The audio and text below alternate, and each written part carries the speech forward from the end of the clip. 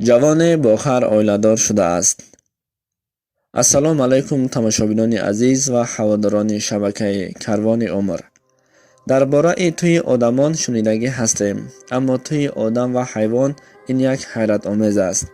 در دیگر دولت ها هست زنهایی که با سگ اویلادار می شوند، مردها باشد با مرد اویلادار می شوند و از این ما خبردار هستیم. یکی از چنین واقعه ها در هندوستان صادر شده است. ملهوترای 32 ساله در حیات روشنایی را نادیده زندگی میکرد.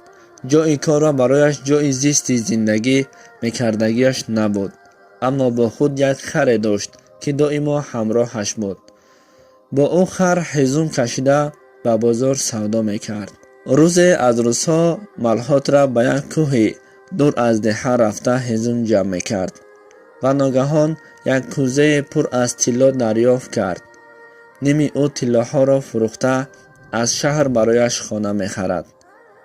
اما او خری که دائما همراهش بود مثل دوست شده بود. با همراه خودش به شهر می آورد.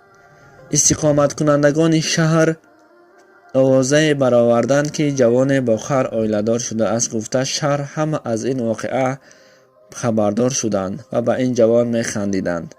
ملهوترا خود از این آوازه به خبر بود. روزی به یک دختر عاشق شد و با او دختر ازدواج کرد و الکی این آوازه به گوشش رسید. ملهوترا باشد خنده کرده گفت عجیب یک آدمان هستند در روی زمین که چیزی را نفهمیده از پیش خود خلاصه میبرند. تماشابینان عزیز، نوارهایی که ما در شبکه خود میگذاریم شما اول با دقت گوش کنید، به معنای همین نوار ما گوش کنید و بعد به خلاصه خیش یعنی خلاصه خود را برآورید. زیرا هر یک نواری که ما میگذاریم باور کنید از پیش خود نیست.